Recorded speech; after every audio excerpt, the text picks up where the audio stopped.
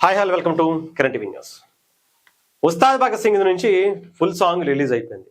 ఎత్తరా ఎత్తరా కాలరే ఎత్తరా అనేటువంటి సాంగ్కి సంబంధించి నిన్న రిలీజ్ అయింది. నిజంగా గత్తర లేపాడని చెప్పాలి.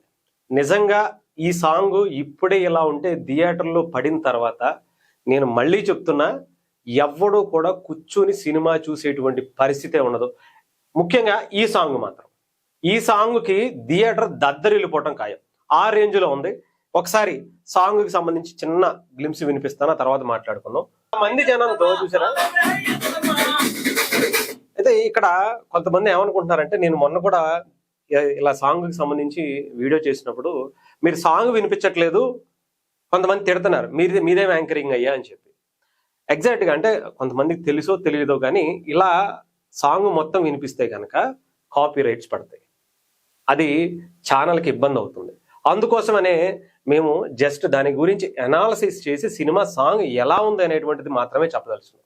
దయచేసి మీ విలువైన అభిప్రాయాన్ని కూడా కింద కమెంట్ రూపంలో తెలియజేయండి.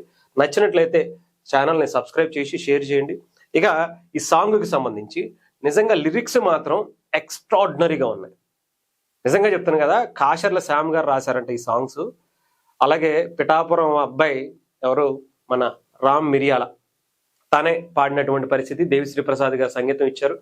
నిజంగా ఎత్తరా ఎత్తరా కాలరే ఎత్తరా అనేటువంటి ప్రతి సాంగ్ కి సంబంధించి ఆ లిరిక్స్ లో నార్మల్ గా పవన్ కళ్యాణ్ గారి సినిమాలు మొదటి సినిమా నుంచి ఇప్పటి వరకు కూడా సమాజానికి ఏదో ఒక రకంగా ఉపయోగపడేలాగా, ముఖ్యంగా దేశభక్తిని నూరిపోసేలా చాలా ఉంటాయి.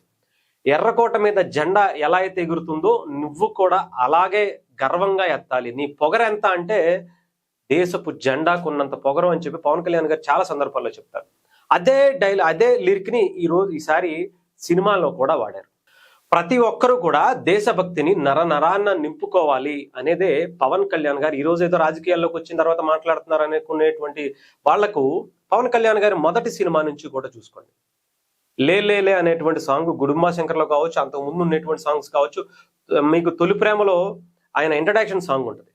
ఆ తర్వాత బద్రీ కావచ్చు, అనేక సినిమాల్లో ఏదో ఒక సాంగ్, ఏదో ఒక సీను, ఏదో ఒక డైలాగులో దేశం గురించి, సమాజం గురించి ఆయన ప్రతిసారి చెప్తా ఉంటారు. అలాంటి సాంగే ఇది కూడా అని చెప్పి నాకైతే అర్థమవుతుంది. చాలా క్లారిటీగా ఈ సినిమాలో పవన్ కళ్యాణ్ గారు బద్దలైపోయేలా పర్ఫార్మెన్స్ ఇచ్చారట. అది నేను చెప్పడమే కాదు, థియేటర్లో నిన్న ఈ సాంగ్ రిలీజ్ అయింది హైదరాబాద్. నిజంగా చెప్తున్నాను కదా, ఈ సాంగ్కి పూనకాలు తెప్పించేశారు హైదరాబాద్. నిన్న విమల్ థియేటర్లో రిలీజ్ అయిపోయి అంతా పవన్ కళ్యాణ్ గారి ఫ్యాన్స్ గురించి ప్రత్యేకించి చెప్పాల్సిన అవసరం. అలాంటి ఫ్యాన్స్కి ఎప్పుడూ కూడా దేశభక్తిని నూరిపోస్తున్నటువంటి వ్యక్తి ఎవరైనా ఉన్నారు అంటే ఈ దేశంలో, ముఖ్యంగా సినిమా ఇండస్ట్రీలో ప్రతి సినిమాకి అదొక బాధ్యతగా పెట్టుకున్నారంటే అది పవన్ కళ్యాణ్ గారు మాత్రమే. మళ్ళీ ఆయన ఇంకొక సాంగ్ అంటే వచ్చేటువంటి ఈ సాంగ్లో కూడా అదే పని చేసి మళ్ళీ దేశభక్తి కోసం ఒక మంచి ట్యూన్స్తో, సాంగ్తో మళ్ళీ మన ముందుకు వచ్చారు. ఇక థియేటర్లోకి వచ్చిన తర్వాత ఎలా ఉంటుందో చూద్దాం.